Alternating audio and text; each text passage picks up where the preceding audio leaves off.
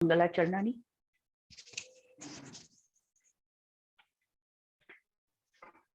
सुरासुर मनुसिंद वंदिदम घोदघायिकं ममलं प्रणमामि वर्धमानं तीर्थं धम्मस्य कर्तारं से पुनतीर्थयरे ससौव सिद्धे विशुद्ध सद्भावे समनेय नानदंसन चरित तव वीर्यायारे ते सौवे समगम पत्तेगमेव पत्तेगम वंदामि अवट्टन्ते अर्हन्ते मानुषे खेते किच्चारहन्ताणं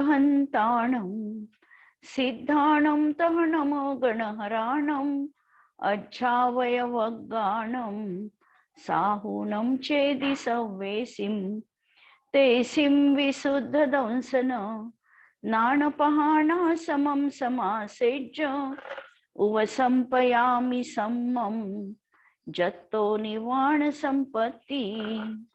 स्वाध्याय कक्ष संपेपर्यंत आपणा सर्वांना चतुर्विध आहाराचा त्याग असणार आहे।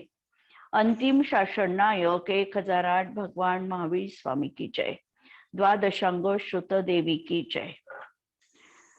प्रवचन सार ग्रंथ आपण बघतो आहे आणि ज्ञेयाधिकारामध्ये सुरुवातीला चर्चा आचार्यांनी द्रव्य गुण पर्यायांची केलेली होती। आयत सामान्य आणि विस्तार सामान्य म्हणजे द्रव्य ही कल्पना स्पष्ट केल्यानंतर आम्हाला आचार्य महासत्ता आणि अवांतर सत्ता या दोन गोष्टींचा परिचय करून देणार आहे। महासत्ता याचा अर्थ प्रत्येकामध्ये अनुस्यूत असलेलं एक सामान्य अस्तित्व, त्याच्या आधारावर महासत्ता ही कल्पना त्या ठिकाणी आधारित आहे।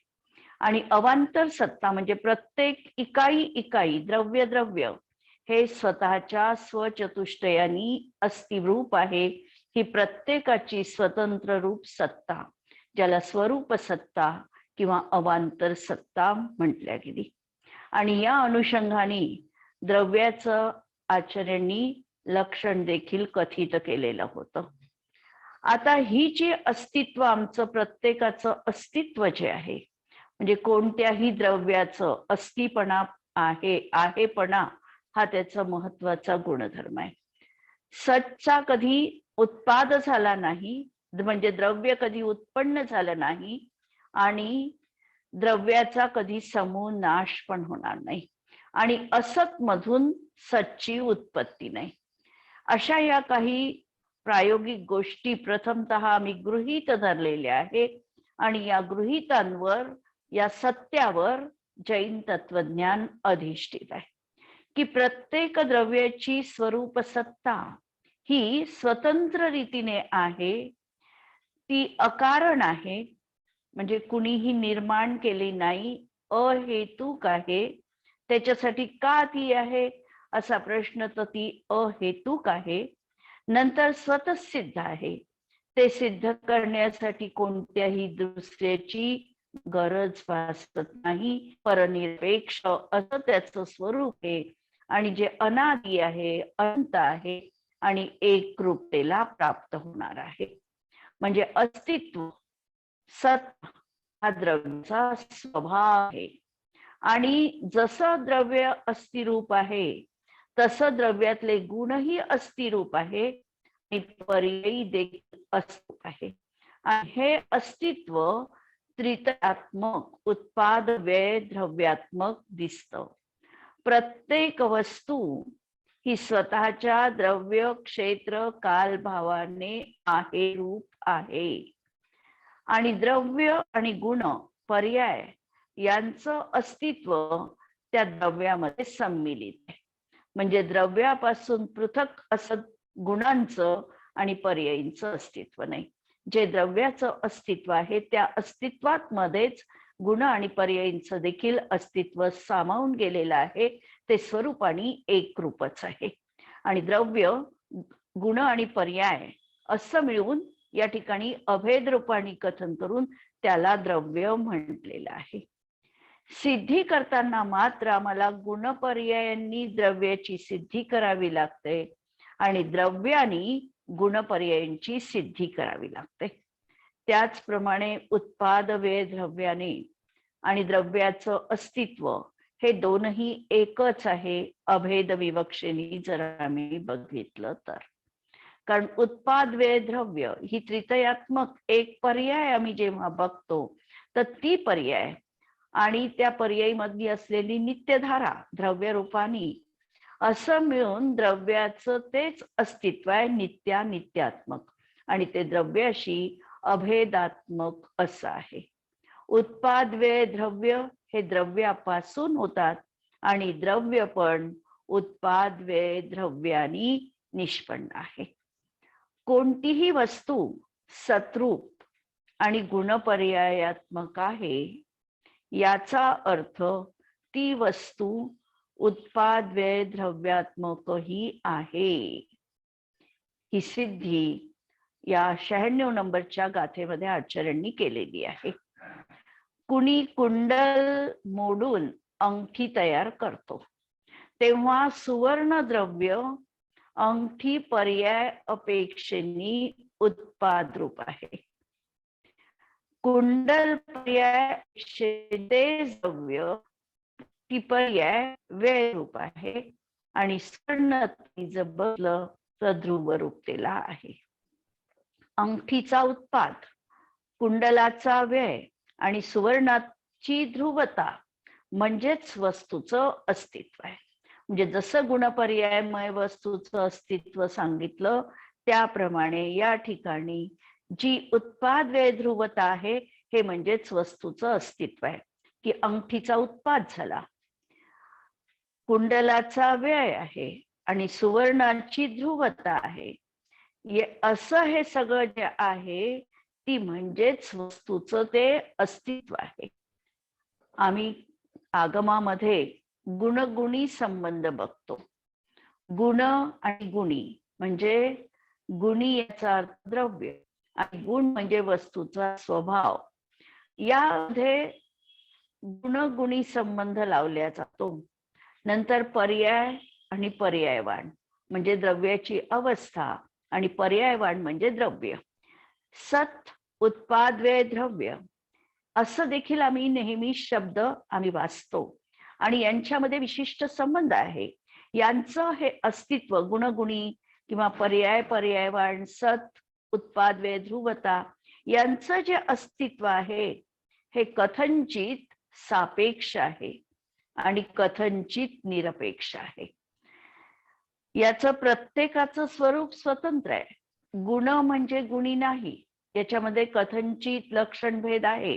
कारण गुणाचं लक्षण निर्गुणा हा गुणा हा आणि गुणीचं लक्षण सर्व गुणांना सामावून घेणं, सर्व गुणांचा समुदाय हे गुणीचं लक्षण आहे. पर्यायीचं लक्षण व्यतिरेकपणा आणि पर्यायवानचं लक्षण पर्यायींची अन्वयता.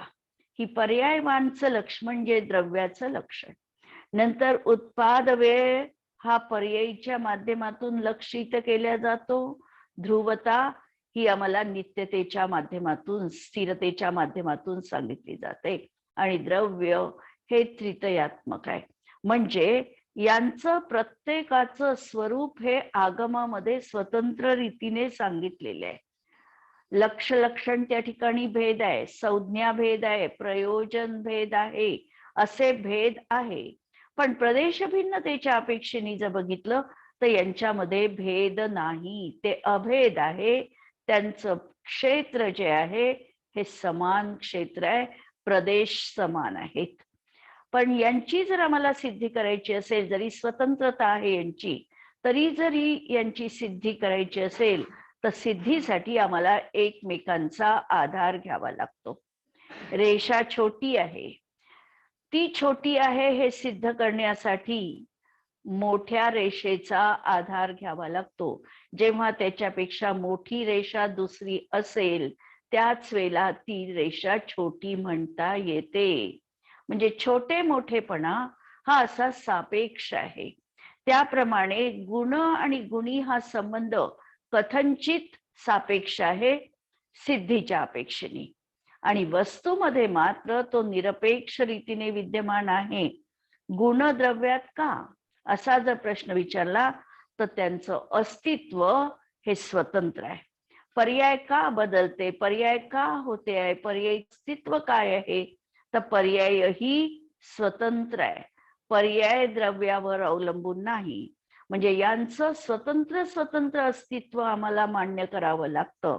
पण सिद्धी करताना मात्र एकमेकांच्या परस्परांच्या अपेक्षेने कथन केल्या जातं.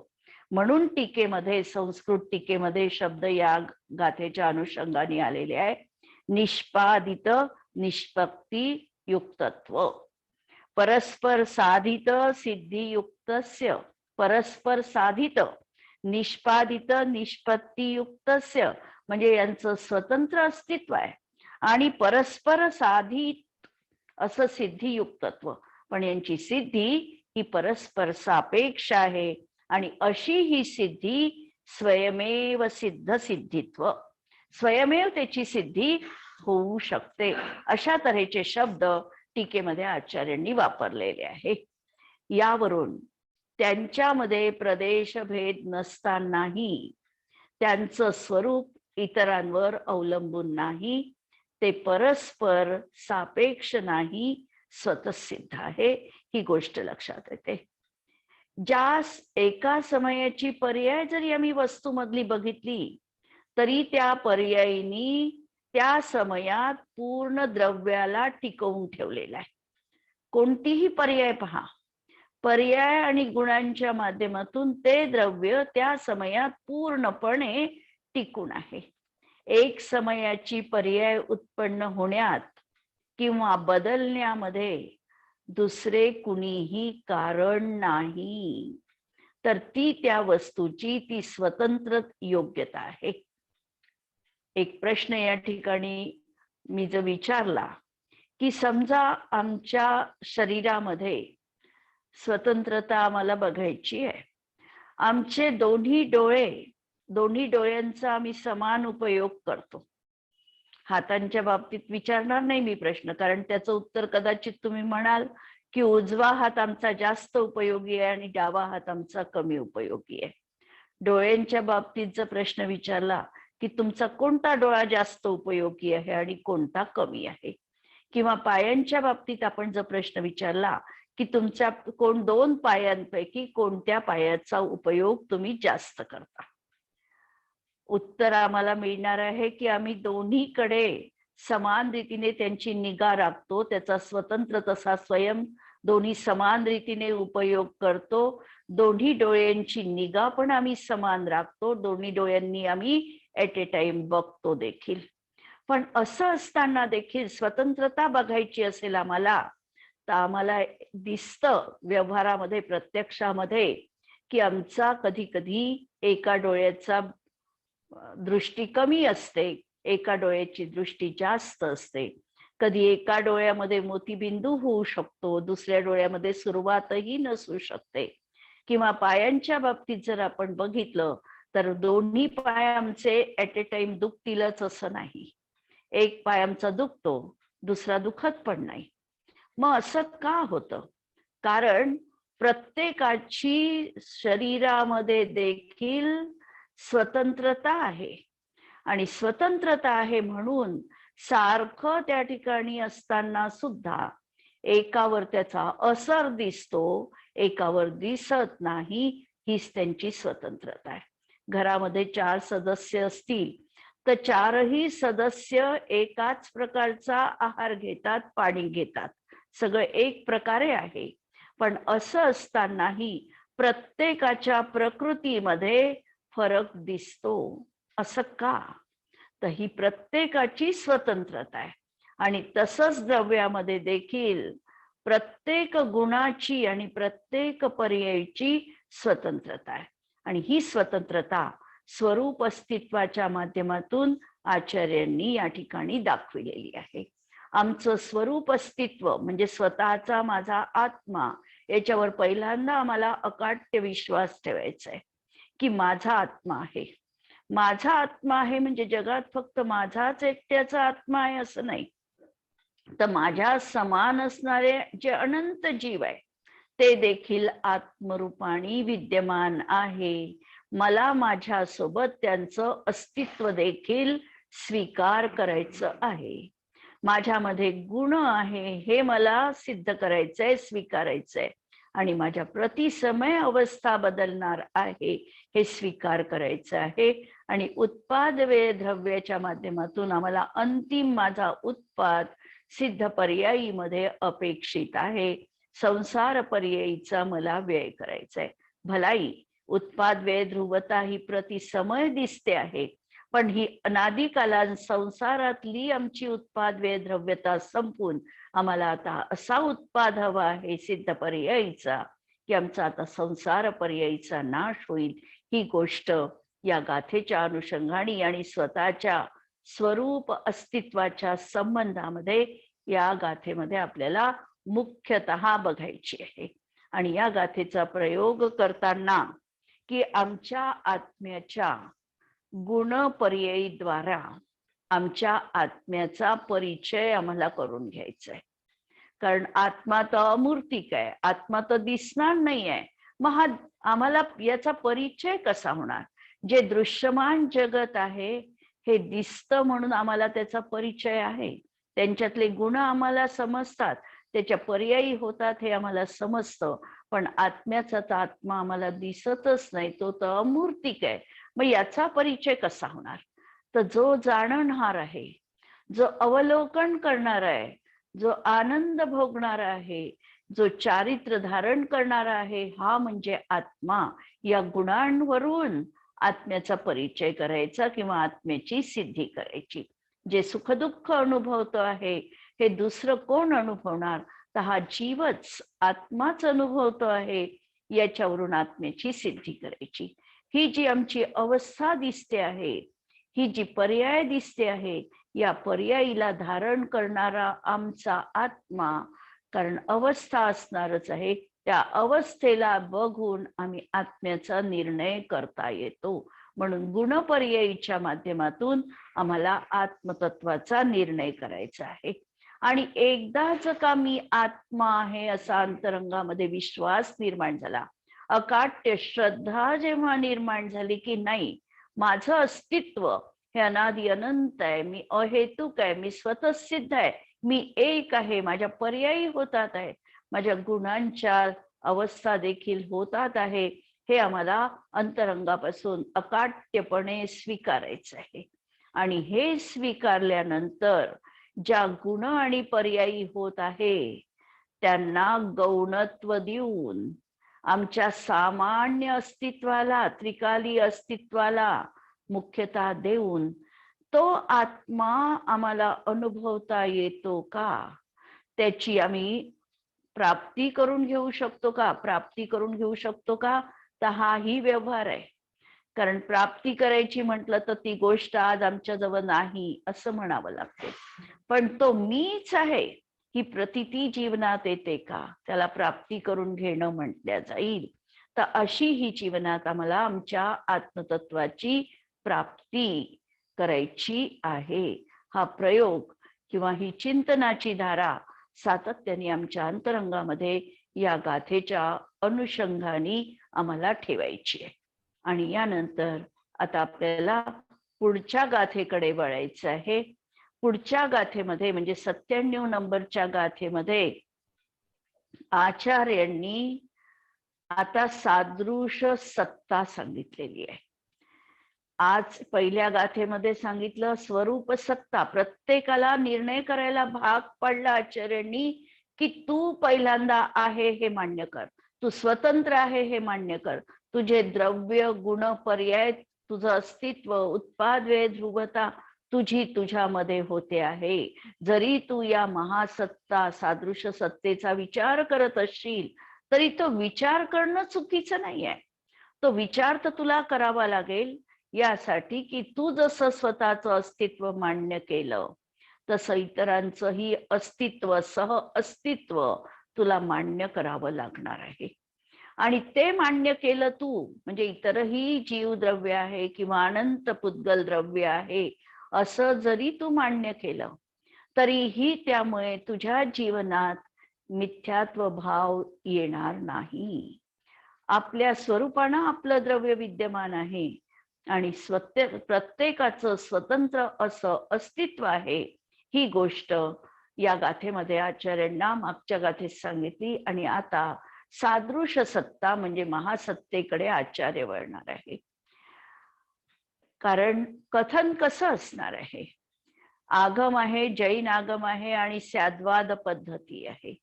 स्याद्वाद पद्धतीमध्ये अर्पिता नरपती सिद्धे हे सूत्र आमच्या जीवनात आहे. एकाला अर्पित करून म्हणजे मुख्य करून आणि दुसऱ्याला अनर्पित करून. जेव्हा आचार्य स्वरूप अस्तित्व सांगतील तेव्हा त्याला मुख्यता दिल्या गेलेली आहे, हायलाइट केल्या गेलेला आहे ती गोष्ट की तू तुझ्या स्वरूपाने सतरूप आहे, स्वतंत्र आहे. पण जेव्हा ते आता महासत्ता किंवा सादृश सत्ता सांगणार आहे त्यावेळेला अवांतर सत्ता गौण ठेवायची आहे, निराकरण नाही. ती फक्त गौण ठेवायची आहे आणि सामान्य सत्तेला, महासत्तेला प्रधानता द्यायची आहे. आणि प्रधानता देणं म्हणजेच गौण मुख्य व्यवस्था आहे. आणि सादृश सत्य अस्तित्वाला प्रथमतः सांगितलं तेव्हा ते मुख्य होतं. आणि आता स्वरूप सत्ता किंवा सादृश सत्ता आता सांगतील तेव्हा ही स्वरूप सत्ता ही गौण असणार आहे. या गाथेमध्ये येणारा शब्द असणार आहे सत. सत हा शब्द, सत याचा अर्थ अस्तित्व. आणि अस्तित्व हे अतिव्यापक आहे. व्यापक आहे म्हणजे ज्याला ज्याला आम्ही आहे म्हणतो ते सगळं या सत या शब्दात समाविष्ट होणार आहे. जसं पुस्तक आहे म्हटलं की ते या सत सामान्यामध्ये गर्भित करायचंय, सादृश सत्तेत गर्भित करायचंय. म्हणजे या सतचा वाच्य म्हणजे विषय किती व्यापक असणार आहे? तर सर्व ब्रह्मांड, ब्रह्मांड म्हणजे 3 लोक, पूर्ण 343 घनराजू हे 3 लोक. किंवा त्याच्याही पलीकडे जाऊन आम्ही म्हटलं नुसतं लोकाकाश नाही, अलोकाकाश देखील सत म्हणजे आहे. म्हणून अलोकाकाशाचा अंतर्भाव देखील सत या महासत्तेत, सादृश सत्तेमध्ये करता येतो. म्हणजे याची व्यापकता आम्हाला पहिल्यांदा समजून घ्यायची आहे. म्हणजे या शब्दाच्या माध्यमातून आम्हाला सर्व जीव, अनंत पुद्गल आणि सगळे द्रव्य, धर्म अधर्म, आकाश आणि काल, असंख्यात कालाणू, हे एवढं याचं वाच्य असणार आहे. म्हणजे एक सच शब्द जर आम्ही उच्चारला तर आमच्या डोळ्यासमोर अशी ही महाविराट कल्पना उभी करायची आहे. आणि त्याच्यामध्ये आमचं स्वरूप, अस्तित्व आम्हाला एका छोट्याशा डॉटनी, बिंदूनी आम्ही समजायचंय. तर असं हे महासत्तेचं स्वरूप आता या गाथेमध्ये आचार्य सांगणार आहे. गाथा आहे 97वी गाथा आपल्याला बघायची आहे. इह विविह लक्षणाणं लक्षणमेघं सदिति सव्वगयम् उवदिसदा खलु धम्मं जिनवरवसहेन पण्णत्तम्. इह विविह लक्षणाणं लक्षणमेघं सदिति सव्वगयम् उवदिसदा खलु धम्मं जिनवरवसहेन पण्णत्तम्. धम्मं खलु उवदिसदा, धर्माचा यथार्थ उपदेश देणाऱ्या. धर्म, धर्म या शब्दाला देखील धर्म, वस्तुसः ओ धम्मो, याला या ठिकाणी मुख्यता द्यायची आहे. धर्म कोणता? तर धर्माच्या अनेक व्याख्या केलेल्या आहे. धर्म जो धरती उत्तमे सुखे सह धर्मा, ही पण रत्नकरण शावकाचार मध्ये धर्माची व्याख्या केली की यह धरती उत्तमे सुखे, जो उत्तम सुखामध्ये ठेवतो त्याला धर्म म्हटलं. वस्तुसः वो धम्मो, ही व्याख्या या ठिकाणी मुख्य करायची आहे. किंवा धर्माच्या व्याख्या करताना रत्नत्रयात्मक धर्म, दशलक्षण धर्म, असे देखील धर्म या ठिकाणी सांगितल्या जातात. अहिंसा परमो धर्म हेही सांगितल्या जातो. आणि व्यावहारिक स्तरावर ही अहिंसा, संयमो तवो ही पण व्याख्या आम्हाला प्राप्त होतं की धर्म काय, तर अहिंसा, संयम आणि तप म्हणजे धर्म. ही पण व्याख्या व्यावहारिक स्तरावर मिळते. परंतु या ठिकाणी धम्मम खलु उपदिसता, धर्माचा यथार्थ उपदेश देणारे, तर धर्म म्हणजे वस्तू सहावो धम्मो. आणि तसाही आमचा ज्ञेयाधिकार सुरू आहे. ज्ञेयाधिकाराला विसरायचं नाही. ज्ञेयाधिकारामध्ये आचार्य कथन करणारे ज्ञेयांच्या स्वभावाचं म्हणजेच वस्तू सहावो धम्मोच. म्हणून असा धर्माचा यथार्थपणे उपदेश करणाऱ्या, देणाऱ्या आणि यथार्थ उपदेश ते का देऊ शकतात, हाही प्रश्न महत्वाचा आहे. 2 कारणांनी यथार्थपणा उपदेशात प्राप्त होतो. ती 2 कारण म्हणजे, पहिल्यांदा तर यथार्थ उपदेश करता हा सर्वज्ञ पाहिजे. सर्वज्ञ असल्याशिवाय त्याला वस्तू स्वरूपाचं समीचीन ज्ञान होऊ शकत नाही. म्हणून यथार्थ उपदेश करता हा निरंतर सर्वज्ञतेचाच कडे दिग्दर्शन करतो. आणि दुसरा, यथार्थ उपदेश कोण देऊ शकतो, ज्याच्या अंतरंगामध्ये रागद्वेष भाव नाही. जर सर्वज्ञता आहे आणि एखाद्याबद्दल राग आहे आणि एखाद्याबद्दल द्वेष आहे, तर तो त्या एकाला पुढे करण्यासाठी त्याच्या फॉर उपदेश देईल. द्वेष असेल तर त्याच्या विरुद्ध उपदेश देईल. म्हणून यथार्थ उपदेश करता सांगताना तो वितरागी आणि सर्वज्ञ या 2 विशेषांनी युक्त हवा. म्हणून असा धर्माचा यथार्थ उपदेश करते कोण असू शकतात, तर ते तीर्थंकर असू शकतात, आप्त असू शकतात. म्हणून धर्माचा यथार्थ उपदेश देणाऱ्या, इथे धर्माचा यथार्थ उपदेश करणारे कोण सांगितले, जिनवर वसहेण. हा शब्द आपण द्रव्यसंग्रहामध्ये पण अभ्यासलेला आहे. जिन म्हणजे स्वतः ज्याच्या इंद्रियांवर ज्यांनी विजय मिळविलेला आहे त्यांना जिन म्हणायचं. असे जिन कोण, तर जिन ही संज्ञा आम्हाला गुणस्थानाच्या कल्पनेनुसार पण लावता येते. जिन शब्दात जर आम्ही म्हटलं तर जिन ज्यांनी जिंकलेला आहे श्रद्धेनी इंद्रियांना, असे कोण, तर 4थ्या गुणस्थानवरती अविरस सम्यक दृष्टी, त्यांनाही आम्ही जिन म्हणू शकतो. किंवा ज्यांनी आता मुनिपद धारण करून सर्व इंद्रियांच्या विषयांचा मला त्याग आहे अशी प्रतिज्ञा घेऊन इंद्रियांवर ज्यांनी विजय प्राप्त केला, त्या मुनींना देखील आम्ही जिन म्हणू शकतो. आणि जे प्रत्यक्षामध्ये इंद्रिय विजयी बनले असे 11-12 गुणस्थांवरती असणारे त्यांना देखील आम्ही जिन म्हणू शकतो. अपेक्षा लावायची. या ठिकाणी जिन हा शब्द आपण छद्मस्त वितरागींसाठी म्हणजे 12व्या गुणस्थानासाठी लावू.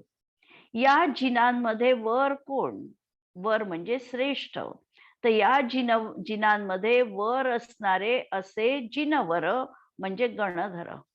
आणि गणधरांमध्ये वृषभ श्रेष्ठ असे कोण, तर गणधरांपेक्षा देखील ज्यांची भूमिका वरची आहे ते असे तीर्थंकर.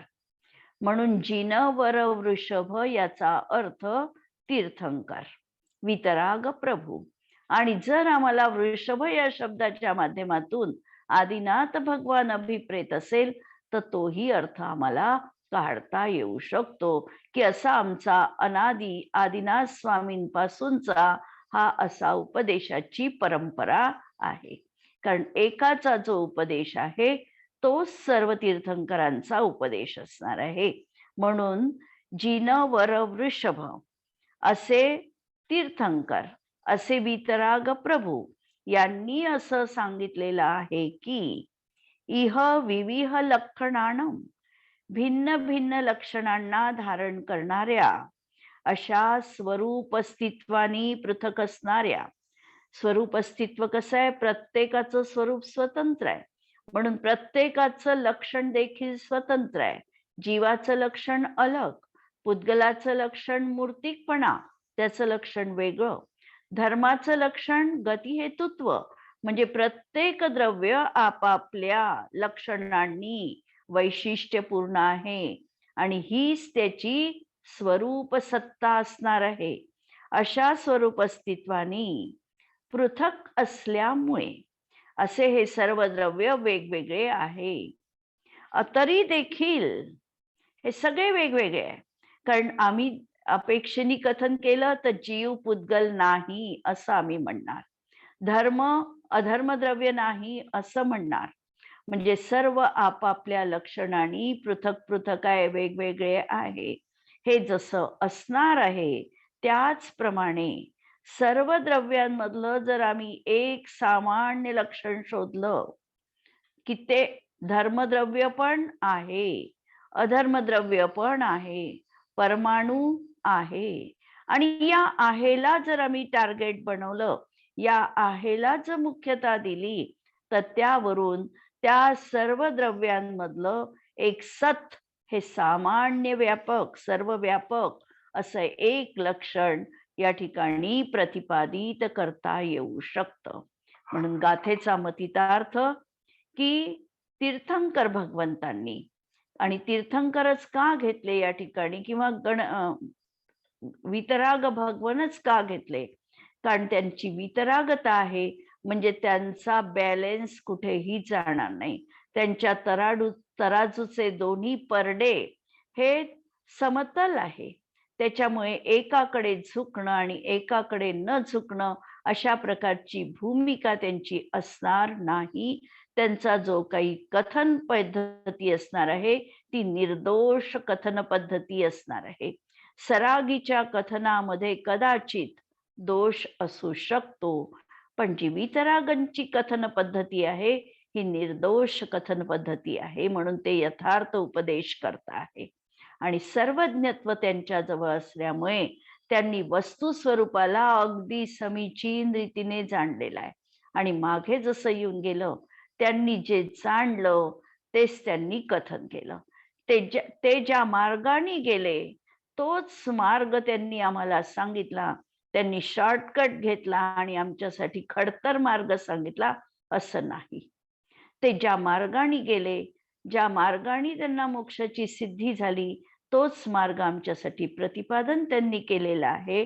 असे ते धर्माचे यथार्थ उपदेश करता असे वितराग भगवान आहे.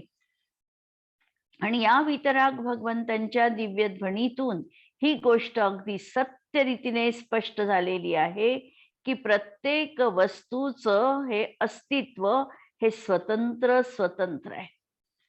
प्रत्येक वस्तू आपल्या द्रव्य गुण उत्पाद वेधुवता तिची तिच्यामध्ये निरंतर प्रतिसमय विद्यमान आहे. आणि असं हे सर्व द्रव्याचं स्वरूप अस्तित्व प्रत्येकाची स्वतंत्र स्वतंत्र स्वतः या ठिकाणी स्वीकार करावीच लागते. पहिल्यांदा तर या मतावर हा ठाम असावा लागतो की माझं अस्तित्व हे दुसऱ्यावर अवलंबून नाही. माझं अस्तित्व कुणीही खंडित करू शकत नाही. माझं अस्तित्व कुणीही नष्ट करू शकत नाही. माझ्यामधले गुण कुणी निर्माण करू शकत नाही. माझ्या पर्यायी माझ्या रीतीमध्ये स्वतंत्र रीतीने होणार आहे. पहिल्यांदा या गोष्टीला आम्हाला स्थान द्यायचंय. आणि हे नंतर सांगितलं आचार्यांनी की असं जरी तुझं स्वरूप अस्तित्व असलं तरी तू कुठल्या ना कुठल्या एका सत्सामान्याच्या अपेक्षेने सर्व या महासत्तेशी जुळलेला आहे. तुला बाकीच्यांचं अस्तित्व देखील स्वीकार करावं लागतं. म्हणजे तू एक आहे, तुझं स्वतंत्र अस्तित्व आहे. तसं प्रत्येक द्रव्याचं स्वतंत्र अस्तित्व आहे. त्याचं अस्तित्व देखील तू मोडू शकत नाही.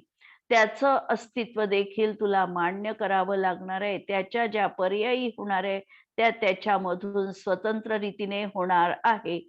तुझ्यामुळे त्याच्यामध्ये पर्याय येणार नाही. हे सत्य पहिल्यांदा स्वरूप अस्तित्वानी आचार्यांनी आम्हाला ठामपणे सांगितलं आणि मग कुठे या सादृश्य अस्तित्वाकडे आम्हाला पोचविलेलं आहे. मला वाटतं आज आपण इथे थांबूया आणि या भागावर जर कुणाला काही प्रश्न असेल तर विचारा. पहिल्यांदा स्तुती म्हणून घेऊ आणि मग प्रश्न असेल तर विचारू शकता. जिनवाणी के ज्ञान ते सूझे लोकालोक, सो जिनवाणी मस्तक नमो सदा देत हूँ घोक. नमो अरिहंताणम, नमो सिद्धाणम, नमो आयर्याणम, नमो वज्रायाणम, नमो लोये सवसाहुणम. सर्वांना जय जिनेंद्र.